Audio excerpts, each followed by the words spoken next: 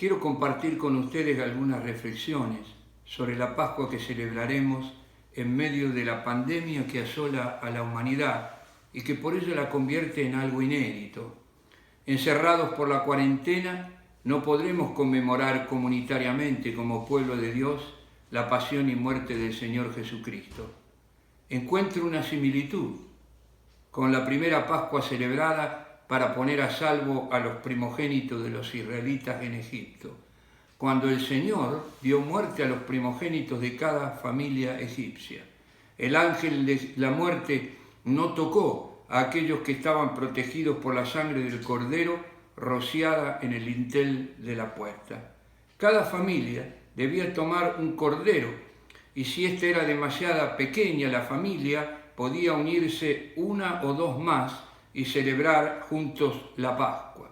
Pero cada familia estaba encerrada en su propia casa y seguramente tenían temor por lo que el ángel de la muerte iba a realizar. Nosotros hoy, y por la misma razón, estamos conmemorando una Pascua muy especial para vivirla en familia, de modo que la gracia y misericordia de Dios nos cubra, nos proteja y nos dé valor para resistir este tiempo de adversidad y de prueba sobre la humanidad.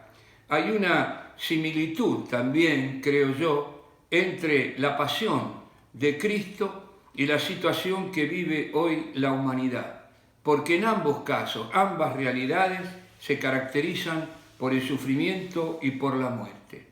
Quiero recordar con ustedes los hechos de Semana Santa a través de las palabras, de las frases pronunciadas por Jesús durante su pasión y su muerte. Es necesario reflexionar lo que estas palabras significan hoy para nosotros y por ello ruego que el espíritu de sabiduría y revelación ilumine nuestro entendimiento, de modo de aplicarlas a la realidad que nos toca vivir en estos últimos días. En el occidente anticristiano, la Semana Santa no tiene ya ningún significado y apenas queda un lejano recuerdo en la mente de los que somos más ancianos. Yo recuerdo en mi niñez que en esos días no había espectáculos públicos y que los medios de comunicación, sobre todo el Viernes Santo, transmitían música sacra en la radio y películas sobre la pasión de Cristo eran proyectadas en los cines. Hoy, los días de Semana Santa son usados para la diversión, para el turismo, y todos han perdido o desconocen el significado de esta pasión de Cristo. Urge, por lo tanto, en estos días del fin, rescatar el hecho histórico más grande de la historia, la pasión de Cristo, su muerte, su resurrección, que nos ha dado la victoria sobre el pecado, el diablo, la muerte, y en especial el significado que la pasión de Cristo tiene en el final de los tiempos. Algunas de las frases que voy a recordarles, la primera es la que Jesús expresó en el huerto de Getsemaní. Allí él dijo lo siguiente: Padre mío, si es posible, pase de mí esta copa, pero no sea como yo quiero, sino como tú. Estas son las palabras pronunciadas por Jesús en su agonía. Las repitió 3 veces orando al Padre Celestial. Y quisiera agregar que Getsemaní significa el lugar de la prensa de aceite, o también el lugar de la piedra. La piedra que se usaba como un molino para extraer el aceite de las aceitunas. En una visita que tuve la oportunidad de hacer en Israel, pude ver una rueda de piedra que tenía el diámetro de mi altura. Y esta era la piedra que se hacía rodar sobre otra piedra plana para moler las aceitunas y extraer el aceite de ellas. Esto es simbólico. El huerto de Getsemaní era el sitio adecuado, el lugar donde el alma de Jesús fue molida por nuestros pecados, experimentando una angustia de muerte que lo llevó a las lágrimas y a sudar sangre. La oración de Jesús en el huerto de Getsemaní Es un modelo de la rendición de la voluntad humana a los propósitos de Dios. Es el momento en que Cristo acepta la cruz y decide morir por nuestros pecados.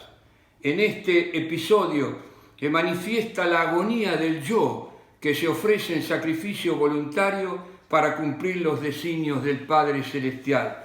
Siguiendo su ejemplo, tomándolo como modelo, debemos renunciar en nuestra imitación de Cristo a nuestra propia voluntad, porque es en la voluntad humana donde reside el pecado, y por eso esta voluntad debe ser ofrecida en sacrificio a la voluntad soberana de Dios. No fue un hecho aislado, sino una actitud permanente que el Hijo manifestaba ante la voluntad de su Padre. Este es el sendero que nos marcan las pisadas de Cristo, la aceptación de la cruz para crucificar el yo. La raíz del pecado es la rebelión contra la voluntad de Dios. Y en el occidente anticristiano, los hombres y mujeres viven haciendo su propia voluntad. Y en esta Semana Santa, cada uno de nosotros debería preguntarse si estamos cumpliendo su voluntad, si estamos viviendo el señorío de Cristo. El principio de la cruz debe regir cada vez que el Espíritu Santo nos manifieste, nos revele la voluntad del Padre para nuestras vidas. En el hombre espiritual, cada decisión será un Getsemaní. Jesús estableció el tomar la cruz como una condición para seguirla. Por eso dijo, si alguno quiere venir en pos de mí, niéguese a sí mismo y tome su cruz y sígame. Indudablemente, el Señor no se refiere aquí a un padecimiento, a una enfermedad o a cualquier otra contingencia adversa de la vida, sino que Él está manifestando la crucifixión del yo, la crucifixión de la carne, donde está sentada la personalidad, los instintos, los apetitos, los deseos de realización, las motivaciones y los propósitos. Es el hombre centrado en sí mismo, todo aquello que conforma el ego y que aspira a la satisfacción exclusiva de los deseos personales por encima de los deberes para con los demás. En la práctica, la agonía del yo significa hacer morir por el espíritu las obras de la carne, colocando el cuerpo y la voluntad personal bajo el gobierno del Espíritu Santo. Quizás por eso el apóstol Pablo en Gálatas 5:25 nos dice, si vivimos por el Espíritu, andemos también por el Espíritu. Otra frase que Jesús pronunció durante su pasión, esta vez cuando ya estaba en la cruz del Calvario, cuando ya había sido o estaba siendo crucificado, Él expresó, Padre, perdónalos porque no saben lo que hacen. Este es el ruego de Jesús por sus enemigos cuando lo estaban crucificando. Recordemos que Jesús expresó 7 palabras o frases que las pronunció en la cruz antes de morir. Y esta es la primera de ellas. Tan pronto como fue levantado en la cruz, o poco después de haber sido clavado en ella, pronunció Jesús esta plegaria. Y en esta plegaria hay contenida varias cosas. La primera es su perdón. Padre, perdónales. El pecado que estaban cometiendo los soldados era imperdonable. Sin embargo, Cristo intercedió por ellos. Las palabras que pronunció en la cruz tienen alcance universal. No solo eran para los que lo estaban crucificando, sino que esta oración nos incluye a todos nosotros. Está intercediendo y todavía lo hace y lo seguirá haciendo hasta el fin de los tiempos por ti y por mí.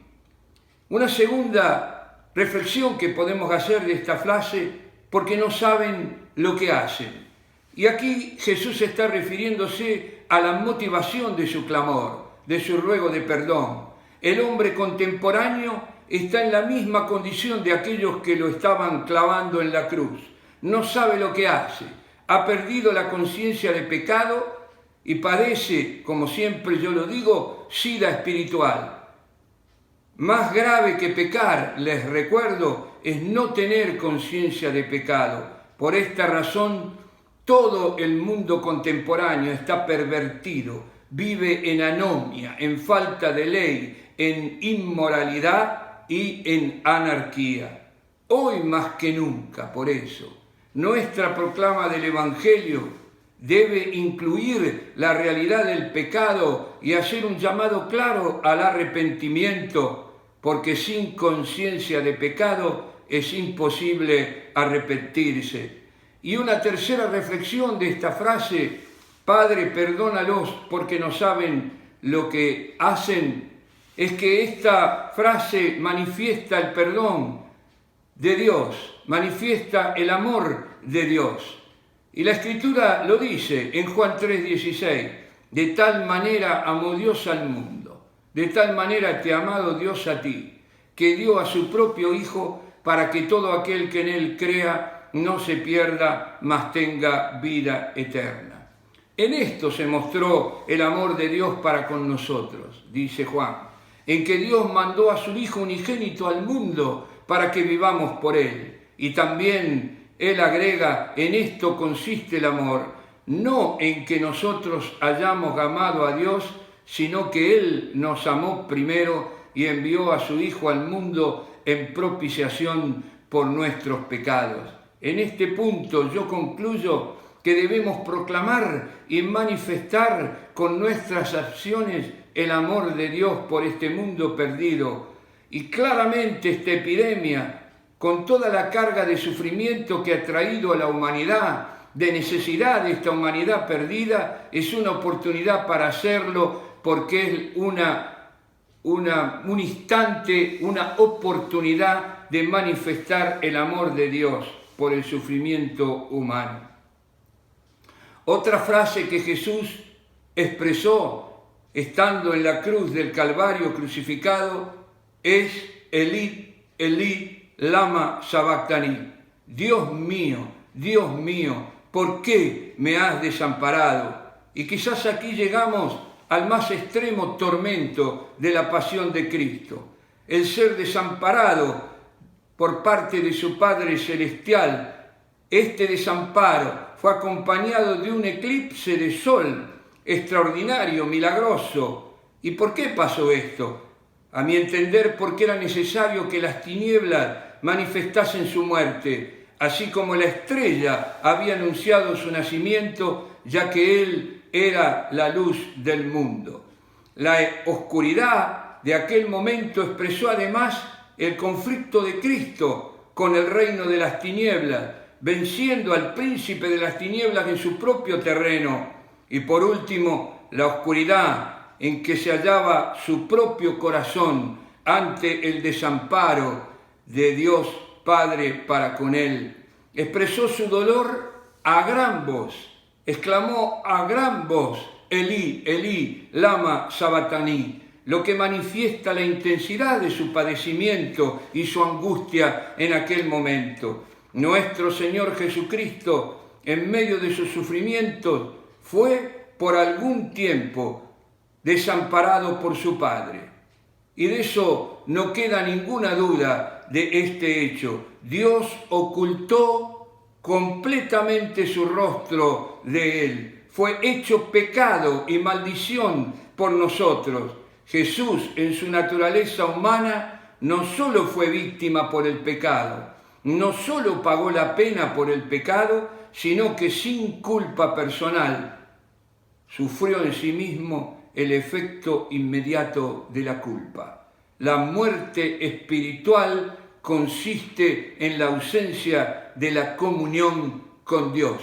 Y eso es lo que pasó con el Hijo cuando fue repudiado por el Padre. Dios, el Padre, lo amaba como Hijo, pero lo repudió como sustituto por el pecado. Sin duda este fue el más grande, repito, sufrimiento de Cristo, cuando Dios cargó sobre él el pecado de todos nosotros y lo repudió. Por eso es tan importante, para no morir espiritualmente, mantener la comunión con Dios.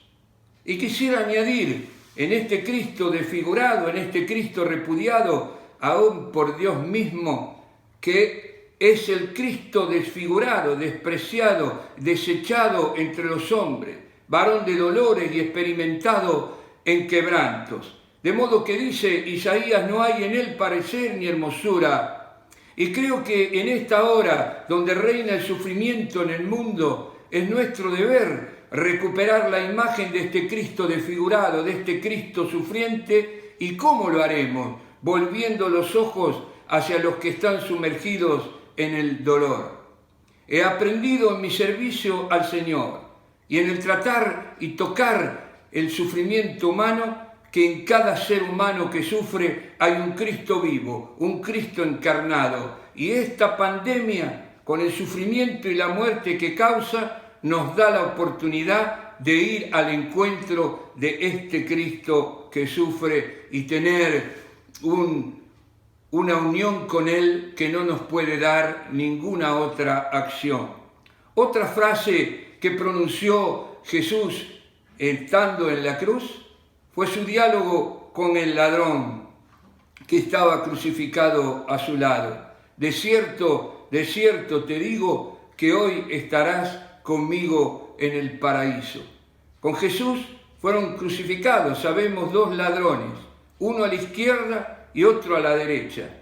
El ladrón que tenía a la izquierda comenzó a increpar a Jesucristo, repitiendo quizás lo que estaba oyendo de los escribas, los fariseos, los jefes de la sinagoga. Por eso le dijo, si eres el Hijo de Dios, baja de la cruz, sálvate a ti mismo y sálvanos a nosotros, y entonces creeremos en ti. Yo imagino que Jesús escuchó en silencio estas blasfemias. Estaba crucificado escasamente a 2 metros de distancia. ¿Acaso le dirigió al ladrón que le decía estas cosas una suave mirada, lleno de amor, de misericordia por aquel desgraciado? Quizás volvió despacio su cabeza a la izquierda, pero cayó. Y yo imagino que tal vez, es muy probable, repitió para él solo las palabras de perdón que acababa de pronunciar. Padre, perdónale, porque no sabe lo que hace ni lo que dice. El otro ladrón, el colocado a la derecha, oyó estas palabras y al contemplar el heroísmo sublime de Jesús, al escuchar el eco dulcísimo de sus palabras de amor y de perdón, al ver de qué manera recibía aquella tempestad de insultos, de risotadas, de blasfemias, con paz, con mansedumbre, con humildad, con perdón, y creo, sobre todo, bajo la influencia de la gracia de Dios, fue iluminado acerca de lo que estaba sucediendo en el Calvario. En medio de aquella espantosa tortura, hizo un esfuerzo para volverse hacia su compañero. Y quizás al hacerlo, se encontró con la mirada de Cristo crucificado que estaba en el medio entre los dos. Atravesó la cruz del Señor para poner sus ojos en el otro ladrón y le dijo, ¿ni siquiera a la hora de la muerte temes a Dios?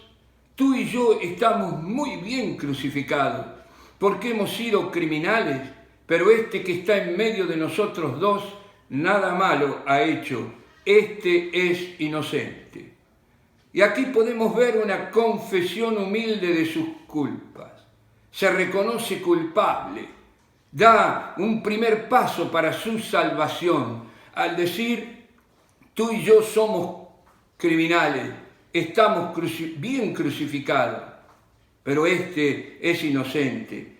En la mirada llena de odio de aquel malvado, en su gesto torvo, en el ladrón de la izquierda, en su manifiesta obstinación, el buen ladrón, para decirlo de algún modo, comprendió que estaba perdiendo el tiempo. Y dirigiéndose a Jesús, le dice sinceramente, Señor, acuérdate de mí. Tremenda demanda. No le pide un lugar en su reino, no le pide un trono, no cree, sabe que no lo merece, es un criminal. Por eso le dice simplemente, acuérdate de mí. Ten para mí solo un recuerdo. Todo lo demás lo deja en las manos de Jesús. Y agrega, acuérdate de mí cuando llegues a tu reino.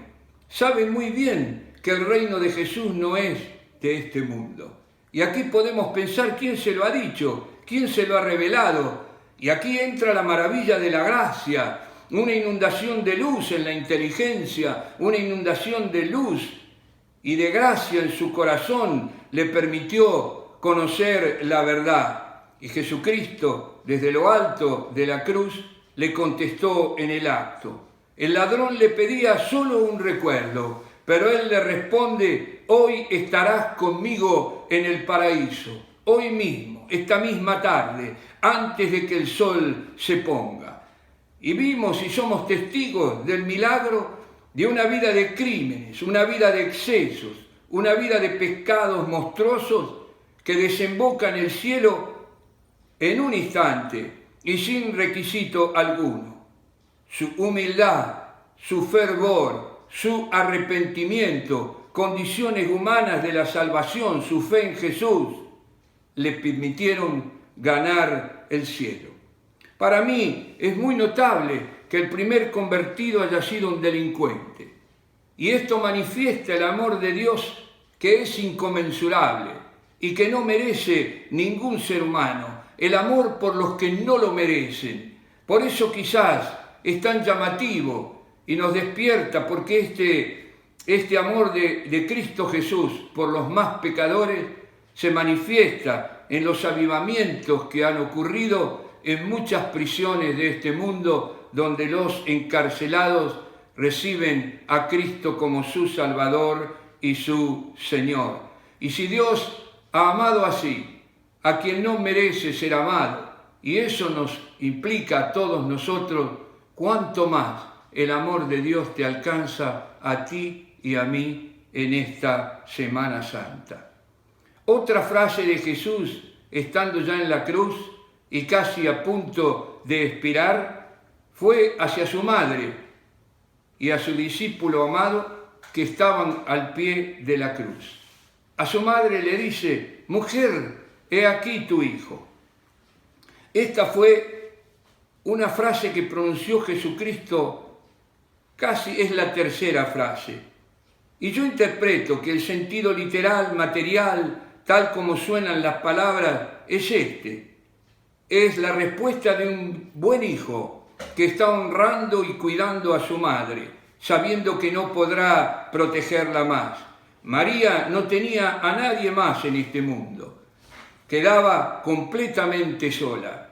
Y pensando en su madre, pensando en el porvenir humano de María, cumpliendo maravillosamente el cuarto mandamiento de la ley de Dios, pensando en ella como un buen hijo, exclama, mujer, ahí tienes a tu hijo. Y aquí me quiero detener, porque Jesús no dice madre, dice mujer, ahí tienes a tu hijo.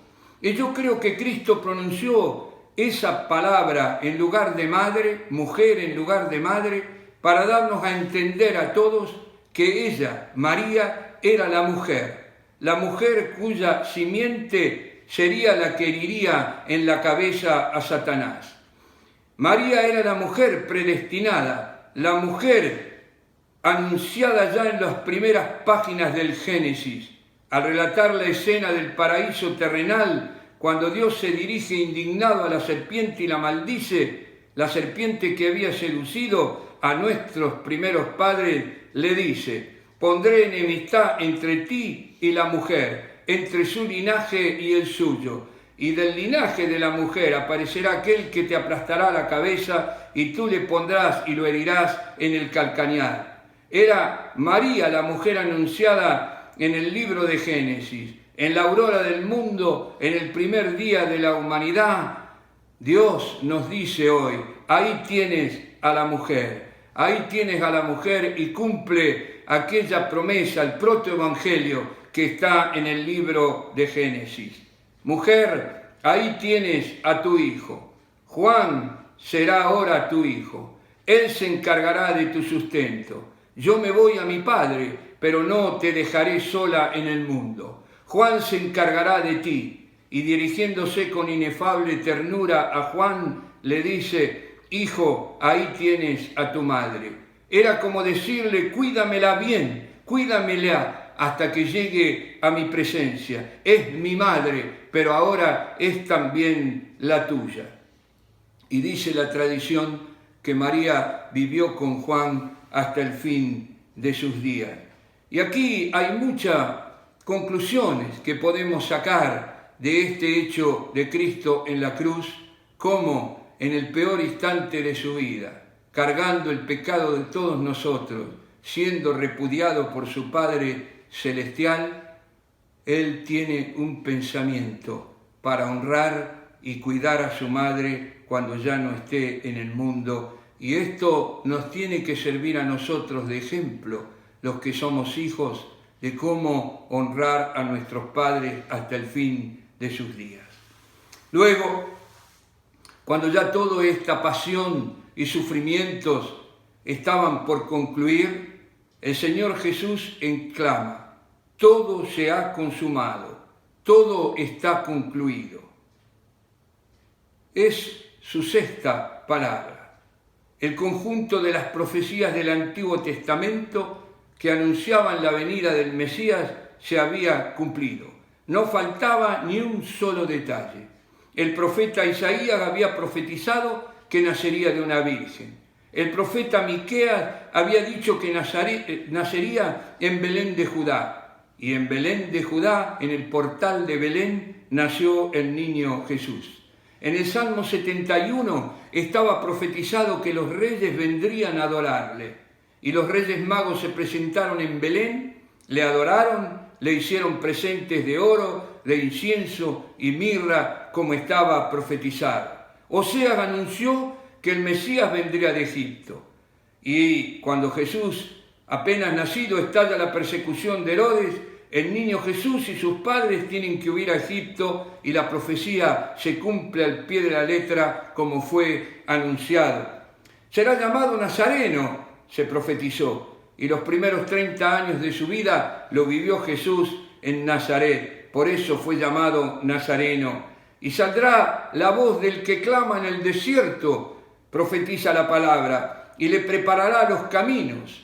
Y el precursor, Juan el Bautista, se presentó delante de todo el pueblo diciendo: yo soy la voz del que clama en el desierto, preparen el camino del Señor. Al pie de la letra se había cumplido. Estaba profetizado que entraría triunfante en Jerusalén sobre un pobre burrito, un animal de carga. Y esto lo recordó la cristiandad el domingo pasado, el domingo que nosotros llamamos el Domingo de Ramos. Entró triunfante en Jerusalén sobre este pobre burrito. Estaba profetizado que así lo haría. Y también se anunció que sería vendido por 30 monedas de plata. Y en el piso del templo, mientras Cristo estaba clavado en la cruz, todavía estaban tiradas las 30 monedas de plata, el precio sacrílego de la traición de Judas. Estaba profetizado en el Salmo 21 que se burlarían de él. Y lo acabamos de recordar con las blasfemias, las risas. Y el Salmo decía: mueven sus cabezas en son de burla. Sálvele Jehová, puesto que dice que en él se complace. Mi lengua está pegada al paladar, han horadado mis manos y mis pies, y se pueden contar todos mis huesos. Se han repartido mis vestidos y echan suerte sobre mi túnica. Todo se había cumplido al pie de la letra. Pero faltaba un detalle. El Salmo 68 dice expresamente: y en mi sed me dieron a beber vinagre. Y en aquel momento el soldado con la lanza le daba a beber vinagre. Y Cristo, habiendo recorrido todas las profecías del Antiguo Testamento y viendo que se habían cumplido maravillosamente en él, lanzó un grito de profunda, de íntima satisfacción: todo está consumado, todo está cumplido. Es el grito del triunfador que se cumple con el laurel de la victoria. Ahí está, lleno de heridas, sufriendo de un modo que no podemos entender, pero de estas gloriosas heridas y por causa de ellas ha triunfado sobre el diablo, sobre el pecado, sobre la muerte. Por eso puede proclamar consumatum est. Todo está cumplido. La obra expiatoria de Cristo en la cruz es perfecta, es completa. Su sangre es suficiente. Por eso, en esta Semana Santa, nos hace bien recordar las palabras expresadas por Pablo en la carta a los Hebreos, cuando él nos dice, porque no entró Cristo en el santuario hecho de mano, figura del verdadero, sino en el cielo mismo, para presentarse ahora por nosotros ante Dios, y no para ofrecerse muchas veces, como entra el sumo sacerdote en el lugar santísimo cada año con sangre ajena. De otra manera, le hubiera sido necesario padecer muchas veces desde el principio.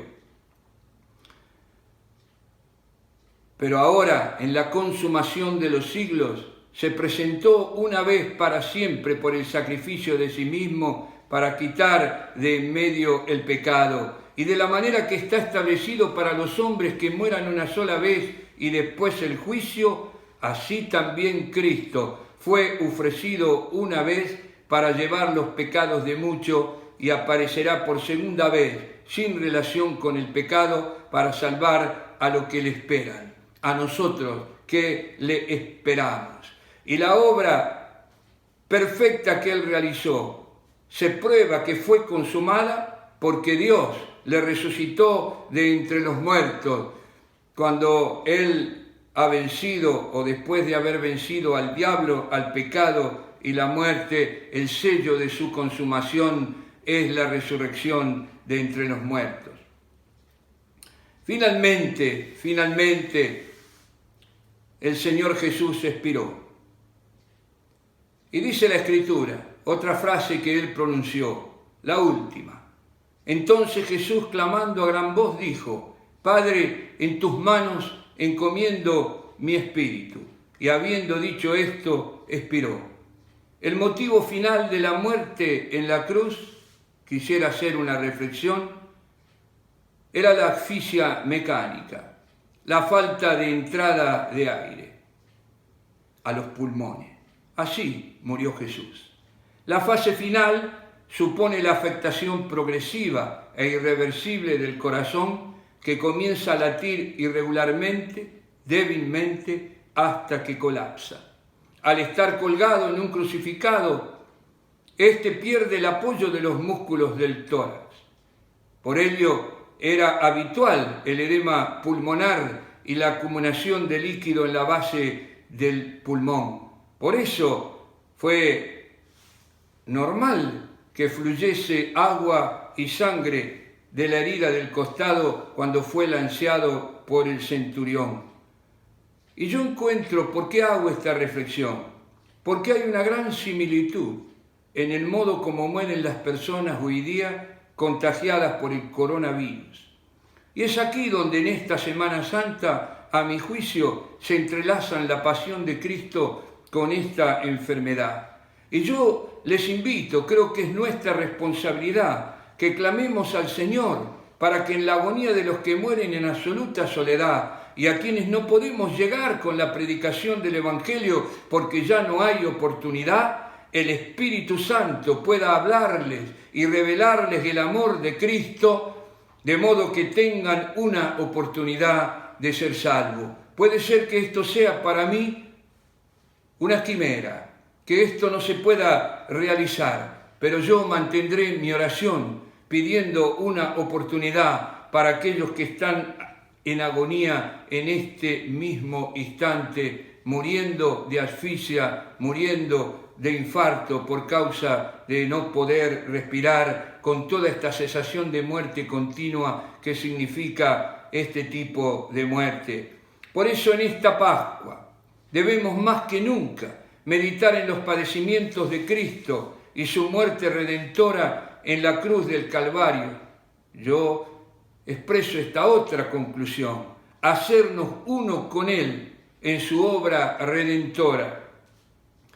Este es el ejemplo de Pablo. En el capítulo 3 de la carta a los Efesios, el apóstol expresa esta unión particular con Cristo, unirse en la obra redentora como la meta de su vida. Él dice: al fin de conocerle y el poder de su resurrección y la participación de sus padecimientos, llegando a ser semejante a Él en su muerte.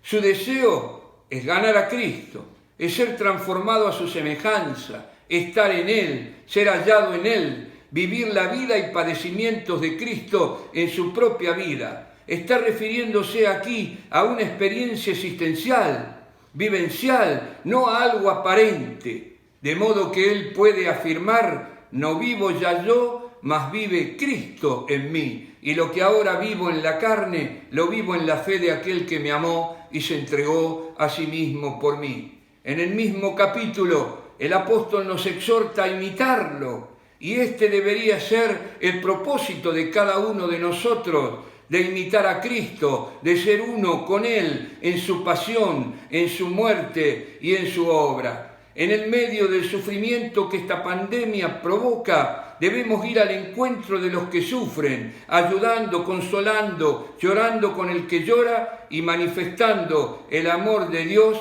con la proclama del Evangelio y las obras de misericordia.